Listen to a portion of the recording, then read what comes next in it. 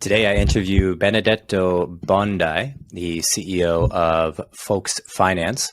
Benedetto is Italian, lives in Malta, loves to spearfish, and runs an exciting company. So Folks Finance has raised $3 million.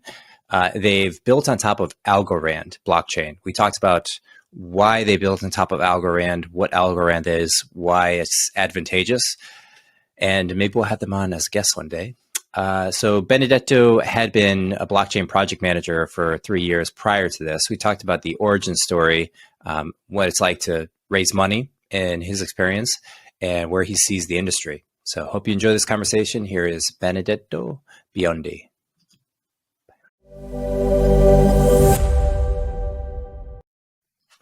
All right, Benedetto.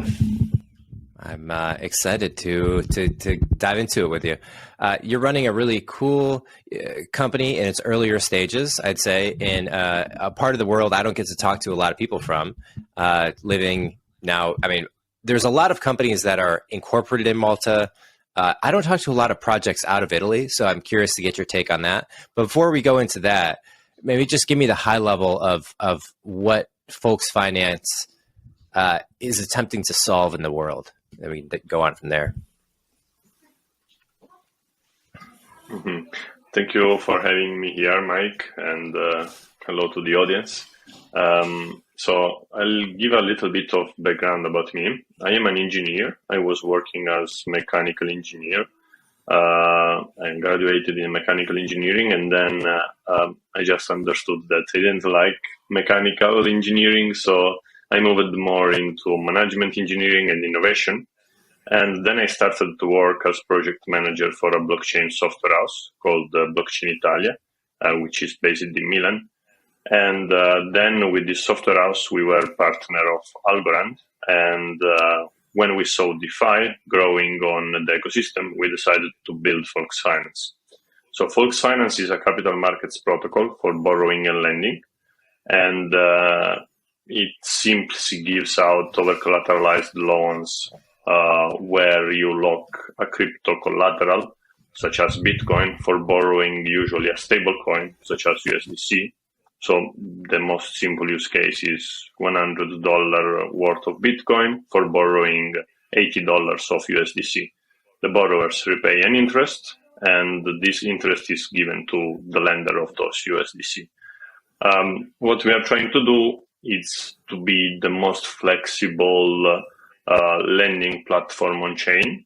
That's our target. And also to go over what is the standard utilization of this type of platform, because right now we know it's just arbitrage, trading incentives, but all of this is not sustainable and long term. We are trying to bring real world tokenized assets as a collateral in order to really make DeFi a use case that can stay for a longer time.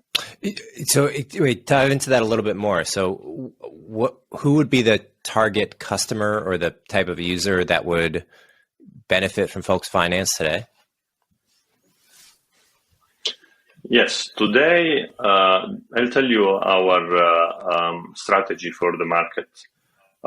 So first of all, we launched as leading capital markets protocol on Algorand. So we targeted the Algorand ecosystem, and we are offering probably the best product on the lending on the market right now. And so for now, the target is Algorand DeFi users. But for the way the protocol is built and the simple use that we tried to design in the UI, and also with all the documentation behind, video tutorial, but it's kind of very simple to use. I suggest everyone to try it out. We want to go over than just the traditional DeFi users. We want to explain what's the benefits of DeFi. But in order to do this, obviously you must have, in order, let's say, to attract traditional users, not crypto users, you must have, first of all, trust. And we know that in this ecosystem, in DeFi, Axe, for example, is a very painful point because it removes trust. And so we want to have an history without hacks, hopefully. So that's why we do a lot of audits. We have 3 full audits on the protocol. And as well, we need to have TVL, total value locked into the protocol, which should come from crypto user first. And, when another user will enter the protocol and we see that as a nice TVL, talking probably hundreds million, it gets enough trusted, then even not the crypto native user, if understanding the value, could use it, in my opinion. Got it. So it's not somebody with 100 million, but it's any crypto user. Is there a specific geography that you're targeting? And I'm curious what kind of attributes would make your statement true when you say it's the number one DeFi platform? Are there specific things that you've created that others don't have, or how do you sort of see the landscape? Yes. Yes. So I was referring anyway in the Algorand ecosystem, where right now we have mainly a competitor, which is called AlgoFi, but they are a one-stop shop. So they have tax, they have lending. It's a great product, but we are just focused on the lending. So probably also for this reason, not because we are better as minds, but also because we focus our energy on the lending. We are trying to be more innovative. And when I say innovative, I'm not just referring in our ecosystem, because Folks Finance, it was designed taking as example Aave and Compound, which are the 2 mainstay of lending protocol beginning on Ethereum. Now Aave is multi-chain. And we found inefficiencies. One of the most important thing that I like to highlight is the incentives that we have designed, the incentive system. We incentivize our users based on the loan cashback. So when you are repaying your interest over your loan, you are earning cashback simply on Folks Finance, which cashback it's coming from traditional finance and is, let's say, sustainable. Different it is on traditional lending protocol that uses other model of incentives. You may pay 5% APR on your loan and earn 10% APR as rewards. So I challenge everyone to tell me that this model is sustainable, because it isn't for definition. So we are incentivizing always the good users, which for us are those users that are repaying the loan, and even those that gets liquidated. The liquidation is the system that allows to sell under collateralized position to a third party, which is the liquidator. We don't incentivize them with our rewards. We do only for good users that are those that repay their interest. Gotcha. So you only incentivize users, good users, to repay the interest on the loans, and for loans that are at risk of going default, it sounds like you're selling those loans to another organization. Is that roughly correct? So I'll explain a bit how liquidation works in most of the lending protocol. So basically, I did this example before of $100 worth collateral in Bitcoin for borrowing $80 of USDC.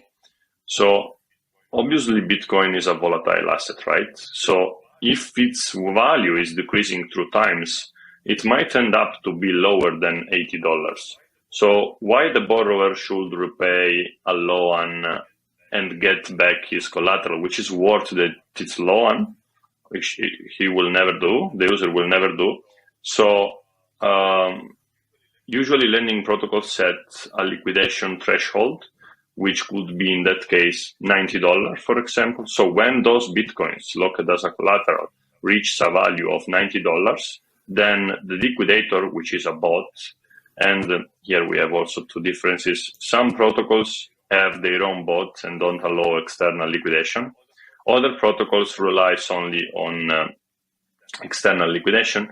Folks Finance has its own liquidation, but also rely on third party. And so when this collateral gets the liquidation threshold, it's being liquidated. So the bot is buying a collateral worth $90 for a price of the debt of the user, which is $80. So the bot makes the revenue from selling then the collateral for USDC, which is worth $90. That's how it works. And so effectively it acts as a stopgap or a way for the protocol to make sure it doesn't lose money on the loan. Yeah. The most important thing is that the protocol doesn't lose money, and someone has to pay the debt because there is someone else, the lenders that gave this USDC, so they must be paid. Yeah, got it. Okay, and then so you started this effectively in competition with Aave and Compound on DeFi protocols, building on this Algorand blockchain. Did you feel like the opportunity that got you excited was building on Algorand to attract that user base, or is there some other structural advantage to building on Algorand? Okay, we can tell that the community of Algorand is not that big. For sure, would have been better from targeting a market to be on another chain. But there is a main characteristic of Algorand that makes it perfect for a lending protocol. So besides the technical feature of Algorand, because I believe the consensus of Algorand is probably still the best on the market, thanks for how it's designed. It's scalable, it's decentralized, it's secure, it's egalitarian, and the fees are very cheap. Wait, so it's less than can I pause you? a cent of a dollar. What was that last point prior to the cheap? Yes. Did you say it was Italian? No, it is Italian, but I didn't say it. What was the point you made before the fees? There was a... Yeah, I said it's egalitarian. Egalitarian. Sorry, it sounded so similar to Italian. Egalitarian. But it is Italian. The founder is Italian. Yeah, I saw he's also. I wouldn't be. He's sorry. also is he in the U.S.? I believe the founder or the CEO. I don't know if it was CEO, but he was out of the MIT labs. Yeah, the founder is.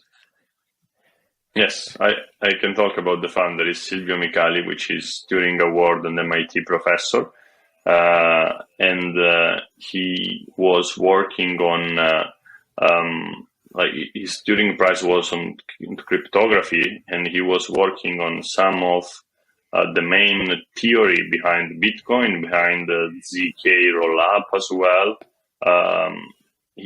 He was working on this maths behind, and he won the Turing Awards for this. So he's simply a genius of cryptography, and he designed this consensus for Algorand, which uses VRF for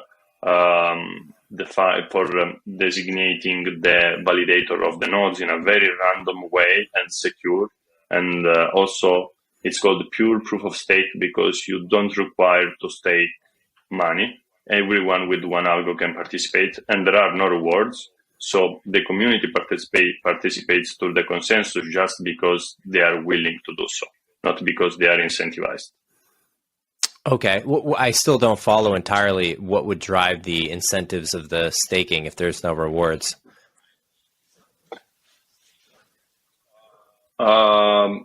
It's just because you are, for example, Fox Finance is a protocol on Algorand, right? So we are looking Algorand to do best, so we could run a node. That's okay. Yeah. The idea behind. Like a lot of exchange that has a lot of algo runs nodes. A lot of universities which are partners runs nodes. So it works this way. And this technology in general allows very low fees. Is 0.0001 algo. So it's very cheap, and it is instant finality. It never had breakdown. So in general, the technology is great. It's programmable. But what I was talking before about the value add for a lending protocol is that Algorand was built for being the blockchain trusted by institution for business application. So if there is one day, and we are seeing that this is happening, traditional finance looking at DeFi, we believe that Algorand is the best match. And for sure, a lending protocol would the first that would benefit from that, because traditional finance, borrowing and lending is a key pillar. So you're saying if traditional finance companies like a bank or just any private traditional finance lending platform is to build on top of the blockchain, they're effectively most likely or strongly, it would make sense for them to build on Algorand because of specifically how the protocol was built? Yeah. Yes, and because otherwise, I believe if it's a public permissionless chain, Algorand is the best suit. Otherwise, they should go for a private ledger. So it's not that useful. But that's the idea. And as well, I can tell that the governance of Algorand, I mean, all their managers, they are coming from institutions. So they know how to make this public permissionless chain compliant also for this type of use cases, for institutional grade use cases, let's say. And how are they doing? How is Algorand doing it? Do they have traditional finance companies on top of them now, or are they more earlier stage in the project? I still believe that all of the power of Algorand is sleeping. It will.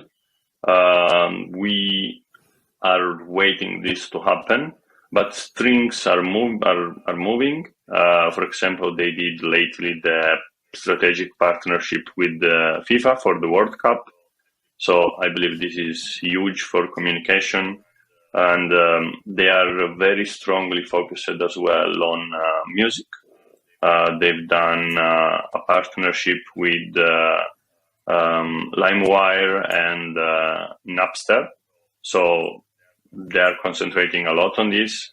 And as well, they care a lot about DeFi. So there are strong incentives. They announced the funds for supporting DeFi of over 100 million algos. And as well, they are trying to involve the Algorand governance together with DeFi. So the Algorand governance itself last time was reaching 4 billion algo. So it's pretty huge volumes that are looking to go into DeFi.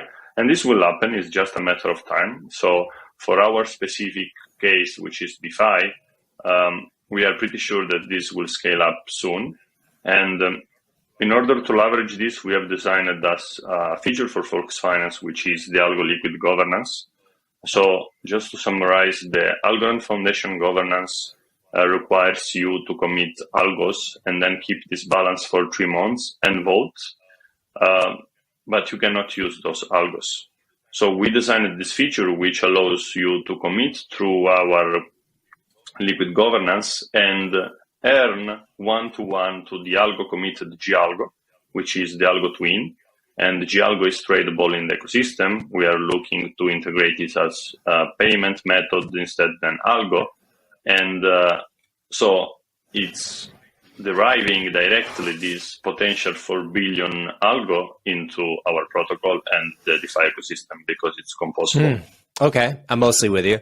What other projects are on top of Algorand? Are there other notable ones? Are they just early on?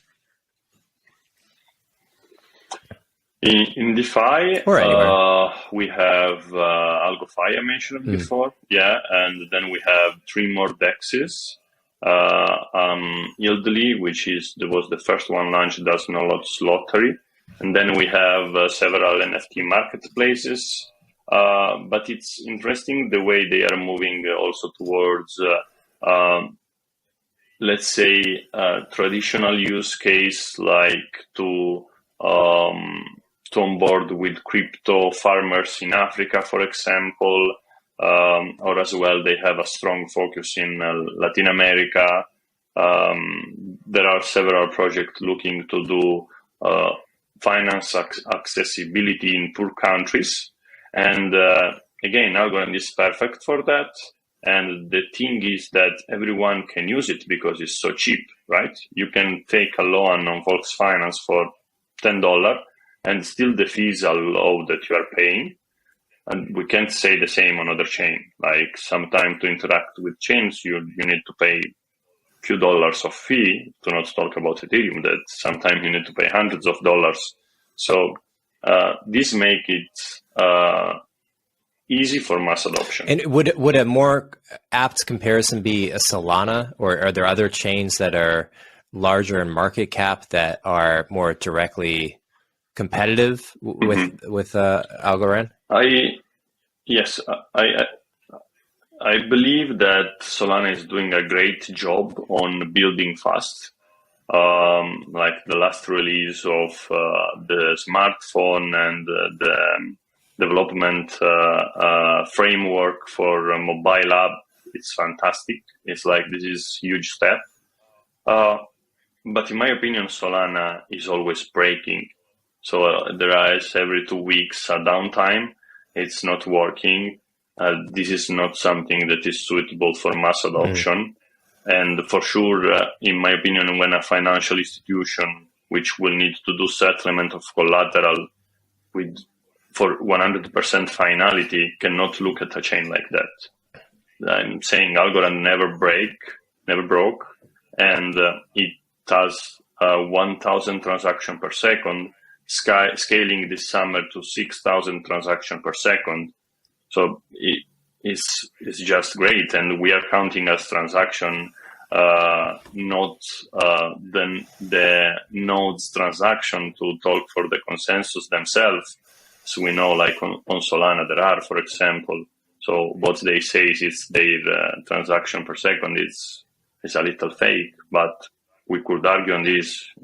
This is my opinion. Yeah, interesting. And did you come across Algorand during your time at the Blockchain Italia, working with them? So I was as a project manager on Blockchain Italia, and Blockchain Italia is blockchain agnostic. So we have our own products, but since we just met Silvio, the founder, on a conference. And when we understand the value of the technology, we decided to build all of our product on Algorand. That's why we became partners.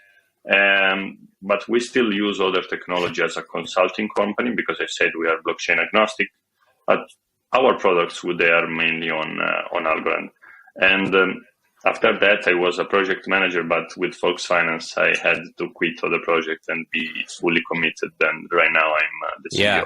And is Blockchain Italia a consulting company for blockchain companies in Europe or in Italy specifically?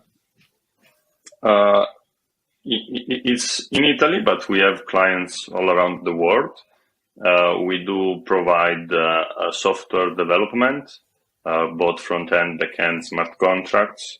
As well, we provide tokenomics study and strategical support in general for startuppers. We like to incubate also those projects that we like, because most of the time there are good founders that cannot find developers. We can support on that because we are good on it. And then we also give, let's say, advisory side for bringing the project to an higher level. Gotcha. And is that still, I assume it's still running, is that a big company or is that a relatively small group, Blockchain Italia? We are growing very fast. Like I remember when I joined at the beginning, we were really few. Now we are more than 40. And it was founded in 2018, so it's just 4 years. But again, we are scaling a lot. The main problem is that sometimes we would like to hire more developers, but there aren't nowhere, so it's difficult to grow. And most of the time, we train them internally. So we have the senior developers helping the junior to learn how to be blockchain developers. You say the words. We are. Are you still participating at all in Blockchain Italia or not so much? Blockchain Italia is the technology partner of Folks Finance, right? So, of course, I interact with them daily. Okay. But my focus is Folks Finance. And just to be clear, so Blockchain Italia is what you were just describing. 40 people started in 2018. They provide consulting services for blockchain companies, whereas Folks Finance, and you left that in, when did you leave? 2021, or a couple of years ago, and then started Folks Finance? Folks Finance started in 2020. It was November. We did an accelerator. And then after the accelerator, we just understood the potential of the project. So we scale up with an investment. Then it's where we became another legal entity. And we fundraised $3 million. The cap table was great, probably one of the best of the Algorand ecosystem. There were Coinbase, Parafai, Jump, OKX, Genesis, a lot of good names, all led from Borderless Capital, which is the biggest investor of the Algorand ecosystem. And then it's where I dedicated full myself. We are on mainnet now. We launched on mainnet on April this year. And it passed those 3 months. We are still growing, still building. It's an incredible job. I'm always busy. Yeah, totally. And how did you, like tactically, what were your steps in fundraising? So you go through this hackathon, presumably you guys build something over the weekend. You're excited about it. You're learning more about the Algorand ecosystem. It was an accelerator. Accelerator, okay. Yeah. So the accelerator was focused on Algorand. It's the Algorand Europe Accelerator. And it lasted 3 months, where in those 3 months we had to demonstrate the feasibility of a lending protocol on Algorand, because there were never such a huge application. I believe it is still one of the biggest application on Algorand. And we did. And then after these 3 months, we were like, okay, we were almost ready for testnet, right? So we thought, what if we go live now? A lending protocol, it's useless if there are no DEX, no other use case in the ecosystem. So we thought, let's take the summer to study better the economic model and try to build innovation over it. And then it's where we started to study a lot Aave compound economic model and found these inefficiencies. And that's all. Then after that, we did the new code. And after 6 months of development, we launched it this year. So it was a long journey.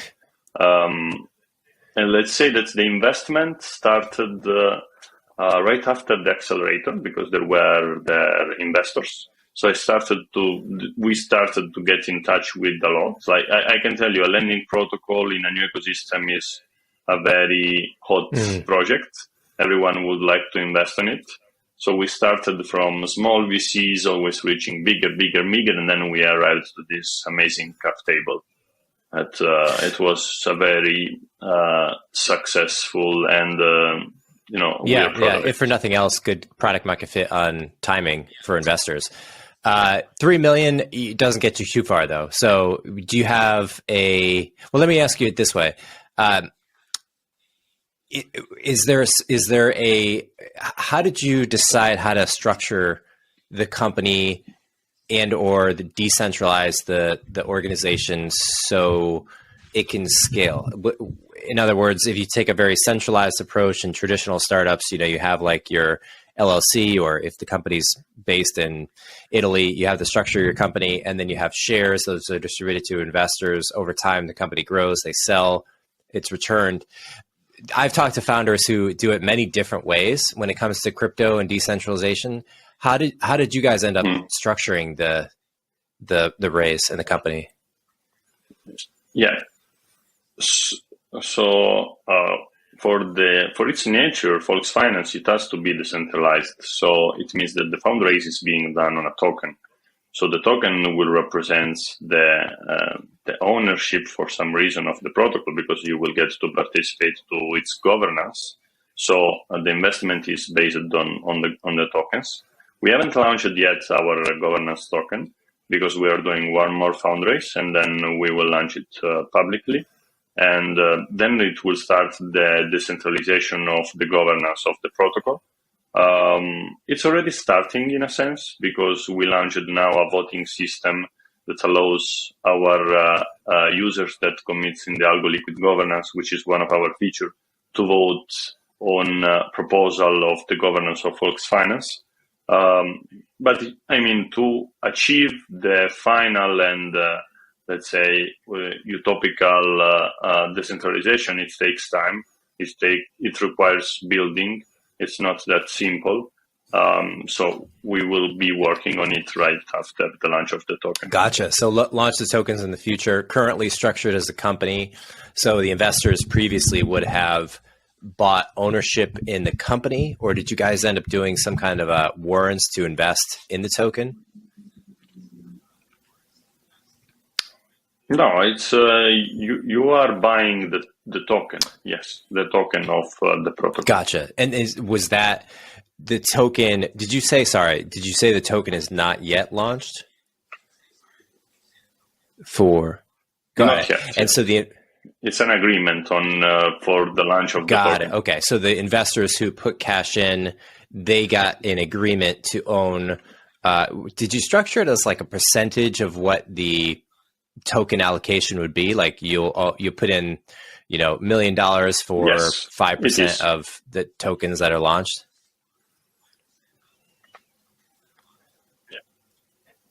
That's you decide what's the share of the total supply which is addressed to the investor, and you sell it. Simply. Gotcha. How are you feeling about now? So 2020, things are quite hot, even through 2021 and maybe early 2022. We're recording late June now, 2022. Things are cooled down significantly. Does that affect the plan to launch the token or in any way the timing of distribution? Yes, of course. Unfortunately, yes, because it affects even a fundraise, right? It's more difficult to fundraise money when even investors are in a fear. Like we saw a few weeks ago, one of the biggest VC bankrupting. So it's not, let's say, an amazing time for crypto. But compared to 2018 crash, I believe this time we are in a better situation because we are seeing that it's not just a lot of bad news continuously, and the fear is also pledged from good news. Like I really loved this announcement of Solana last week. It shows that blockchain and crypto are developing. That will be confirming ourselves as the leading technology in the next years that can really change the world. So the mass adoption will come, and when we are in the, every time it's a larger step to arrive to the top. So I believe the fall it's not going to be that bad. Yeah. It seems like, I mean, I'm not sure if you have any ideas on this, but I'm curious to hear what you think about what the tripwires were, or maybe the reasons that played into the recent decrease in crypto valuations. Do you look at it as just kind of general unpredictable market dynamics where the whole economy of the world is kind of ebb and flowing? We're dipping into a recession territory. Or do you view this as more crypto specific, maybe pointing to Celsius and Luna projects as being the catalyst for a decrease in price or valuation, which is effectively a representative of trust in the ecosystem, or some combination of those, or something else? What sort of comes through for you? Yeah, so it wasn't already in a great condition, honestly. It was keeping alive, let's say. But those two episodes, they were bad for the markets. But honestly, I believe that they are good for some reason, and let me tell you my reasoning behind it. So Terra Luna was built to be exploding at some point, right? Probably even themselves, they didn't forecast such a growth. And there were already few signals that were telling something is wrong, like the Luna Foundation buying a lot of Bitcoin to back all the emission of UST. And honestly, I never like high APR when they are promised to be this way. How this can be sustainable? I've never seen in any traditional financial system anything like that. So, it's just something that acquires users, acquire, like the volumes grows, and then it's like a balloon that explodes and everything falls. I don't want to comment about it. Like, I don't want to say it was something planned and so on. I'm a founder myself. Error can be made, but the economic sustainability of a chain or a DeFi protocol, it's very important. And this is taken care a lot in Algorand, for example. I don't know any project that does like that, or the chain itself, like they have the Algorand Foundation rewards for the governance, which is good rewards, is great rewards. But look, they are set like, that every 3 months are being distributed 70 million algo, and that's all. Like, more adoption there is, less rewards it is. They never promised 20% to everyone that joined. So it's different. So I believe this is a lesson for the DeFi world. And we have to learn to make DeFi sustainable for long term. And then we have Celsius from the other side, which is centralized, so it's different. This is a lesson for let's say, the crypto users in general. Myself, I don't trust that much centralized exchange. In general, they are not that transparent all the time, most of them, and you never know if what you're buying is really backed one-to-one. So it's difficult to trust, in my opinion, but obviously this is needed for mass adoption, right? People not that easily join DeFi. But with time, probably DeFi will be easier to access, and there will be means through which you will do it easier. But you are sure that when you are buying something on a decentralized exchange, you are really buying it. Or when you are transferring money from a wallet address to another permissionless, you are doing it. You can't say the same for a centralized exchange. So this is... it's not good anyway for the crypto markets in general, but it's lessons that if we learn from it, we will just grow better. And what's your takeaway? So I hear you saying that I hear you saying a couple of things on the Luna project that you're not sure if it was a planned attack or if it wasn't, but it sounds like it's possible in your view. Another take is that the APR, the rates were so high that what we should take away as a community is that if there's a DeFi project that has very high APR, then that should be a red flag to investigate more, along with tracking what the foundation does behind the scenes, like buying Bitcoin.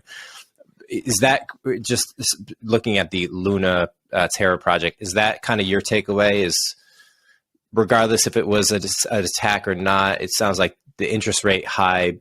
Like, how do you articulate the lesson learned there?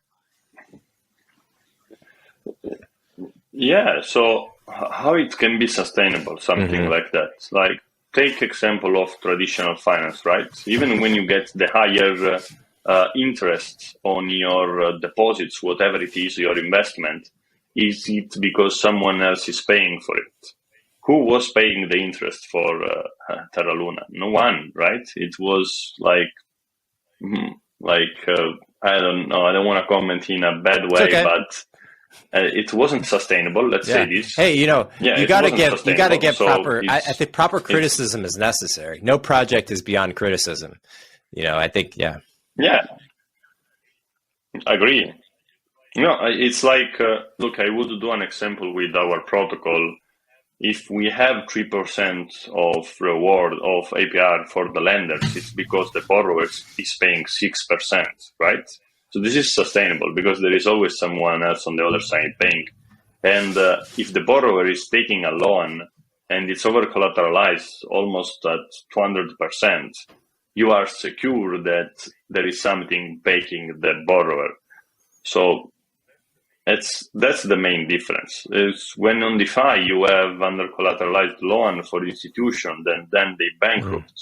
This creates a huge gap and a lot of liquidation in the markets to sustain this gap. So it's like you are giving fire on a ball full of fuel, right? So it's just burns so fast and explodes. That's how what happened. Interesting. Yeah, it's wild that it was as. It feels like Luna in particular was so destructive because people relied on it as a low risk investment. If you're proclaiming to be a stablecoin, you're effectively telling the community, "Hey, we're a very low risk investment." And so I don't know what the reaction is, period, either from a regulatory body or just the community. But yeah, look, there is not just retail users. There are venture capital market makers that lost hundreds of millions, if not billions, right? Crazy. It's crazy. Like, and those, they should have done due diligence. So it's that then something is growing with such a hype. It's shining on the eyes of people. Honestly, I never studied the model in detail, but I was always scared of this 20% APR. Yeah. Really, like always scared of it. Yeah. And what's your general view? I know you commented on it a little bit with Celsius, Celsius Nexo, BlockFi, maybe other centralized exchanges out there. Do you feel like they're just categorically much more risky than they're being advertised, or do you feel like it's an individually mismanaged organization at Celsius that led to the implosion, but wouldn't necessarily be the case or have reason to be the case at other places? Like if one bank were to, money launder money, that doesn't mean that all banks are corrupt and that we should really investigate and punish this one bank. How do you sort of look at the individual versus the ecosystem? Okay, let's look at another thing. Do you know why Binance was getting so much trust in the beginning? Because when there was the ban in China and a lot of clients lost a lot of money, I don't remember the numbers, but were millions, like huge. And Binance decided to repay everything, right? So this gets them a lot of trust. And it means they had a treasury big enough to even to tackle such a problem. And not all of the centralized institutions are like that. So personally, I like Binance as exchange. I do not trust others, also because I haven't done my due diligence, so I'm not going to comment. But I suggest for the users to have always double check on where they are leaving their money, because if with a traditional financial institution, you can always go to police and say, look, this bank was bankrupt, and in most of the case, it's the country itself repaying you for the damage, right? Because there is national banks backing, or it's different. On crypto, you cannot do that. So I always believe that the best choice is real decentralization. But I do believe as well that for not expert users, it's difficult to join with the full decentralized permissionless way. Do you feel like it is a I don't know if safe is the right word, but a reasonable middle ground for your average non-technical crypto user, someone who wants to invest in the space, just keep their money in a decentralized, or keep their money in a like Nexo, BlockFi, or even just in the exchange itself, like Coinbase, Kraken, etc.? Or are you more of the stance that, hey, you should get a hardware wallet, put it inside a fireproof safe, lock that shit down? Why do you feel about it? Yeah, it's different. I mean, even Coinbase, you mentioned, I believe, for the way they are being transparent and the way they are regulated, they are very likely almost to be a traditional financial institution. So you can always get higher trust with them. Binance as well is trying to regulate in so many countries, right? It's getting licenses in 40 countries, probably. It's a lot. So you can really compare it to a traditional financial institution. But look, there are just like 3-4 names that, compared to the thousands of exchanges that are around, you cannot really say that all of them, they are trustworthy. Probably it's just like less than 1% of them that they could be trustworthy. So indeed, with when you have on your ledger, on your wallet, you know that it's trustworthy, and that's all. That makes sense. So if I should compare like the percentages, I would feel always comfortable on being on a decentralized way. How about, let's talk about the geography. So you've made the decision to move out of Italy. What is Italy like today for a regulatory climate, or even just socially, culturally? How do they treat crypto? How do people on the streets think about it? Like, paint a picture a little bit. And we were talking pre-show. I used to live there. I studied abroad there. I'm part Italian. I love Italy.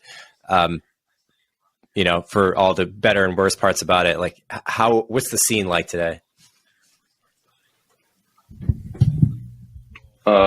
So it's still, I believe in Europe, compared to other countries, we are more,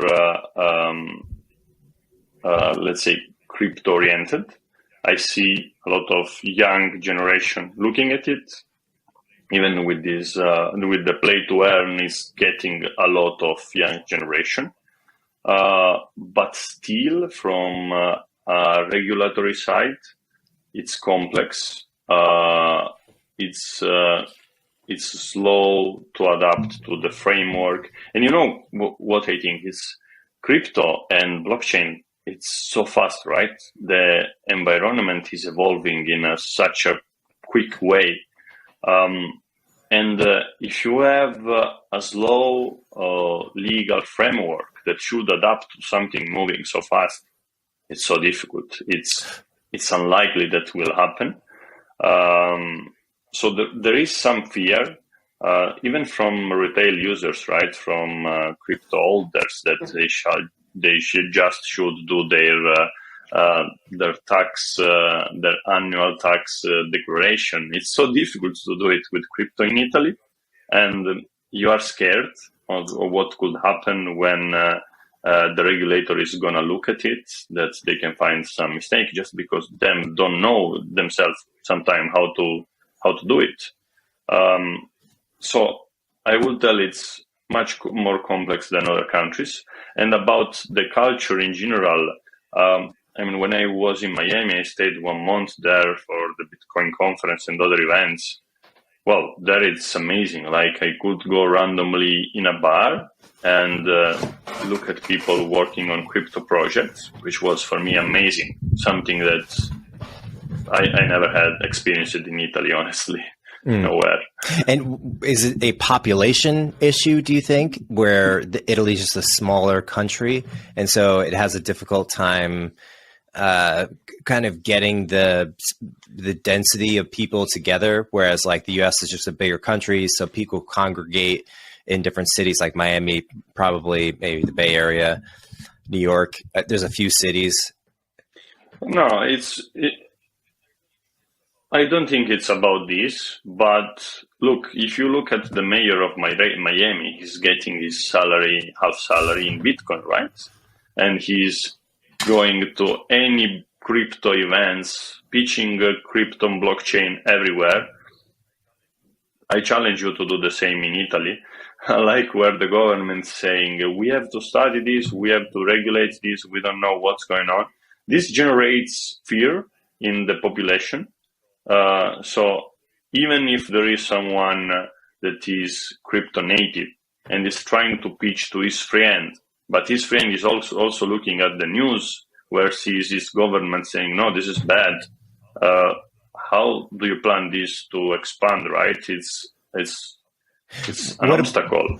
It's not supporting it. Indeed, in city like Miami, it's one thought would be, okay, Miami certainly wasn't always like that. It's crypto is relatively new. Certainly, leadership in Miami is new. Do you feel, so you left Italy? Do you feel there's a potential, or do you feel, because somebody has to do it, it's like one person, like the mayor of Miami clearly has an impact, but it's just one guy. And if one guy leading the city can have such an impact, what's your take on, hey, let's just get a few people together and go and like run for office or make an impact? I don't know. I mean, I'm pushing back on you a little bit for fun, but I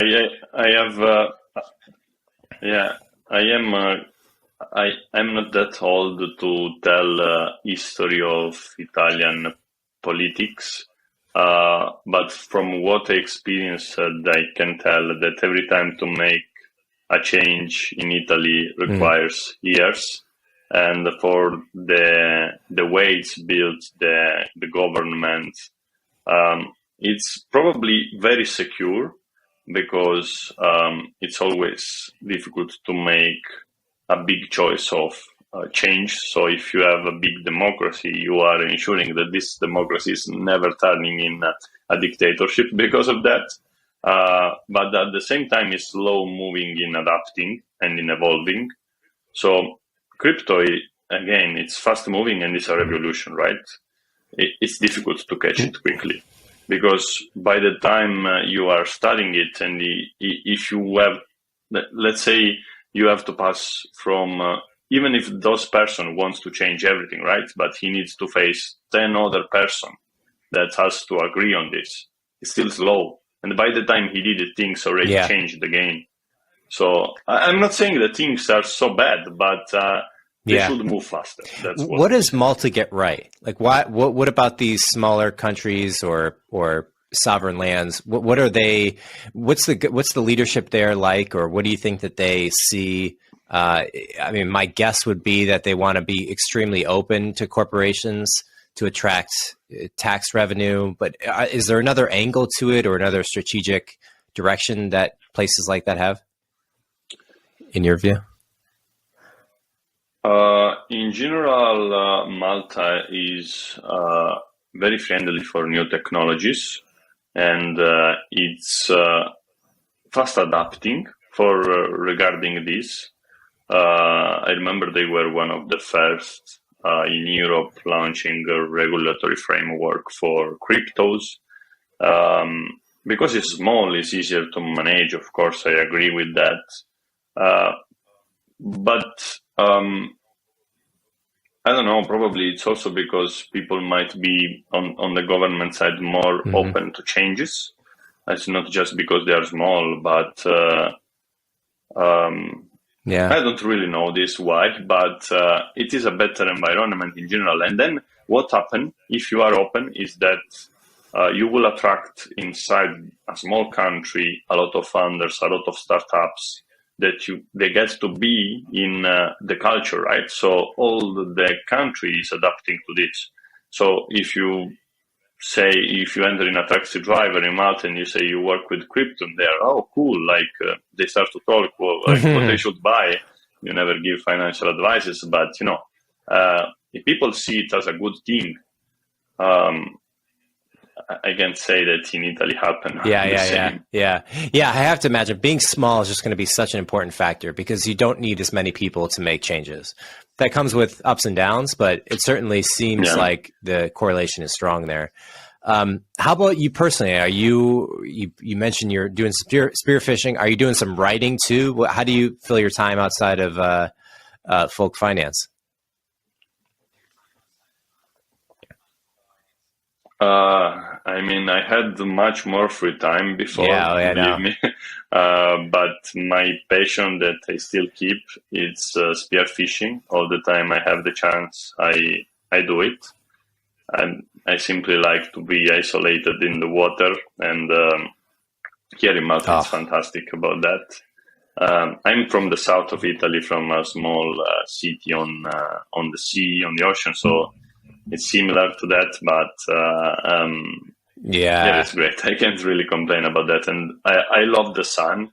I'm not a mountain person, so I prefer to have, let's say, 6 months summer in my life. Yeah, I feel you. Man, I'm jealous. I'm absolutely jealous. I feel that is such an awesome place to be.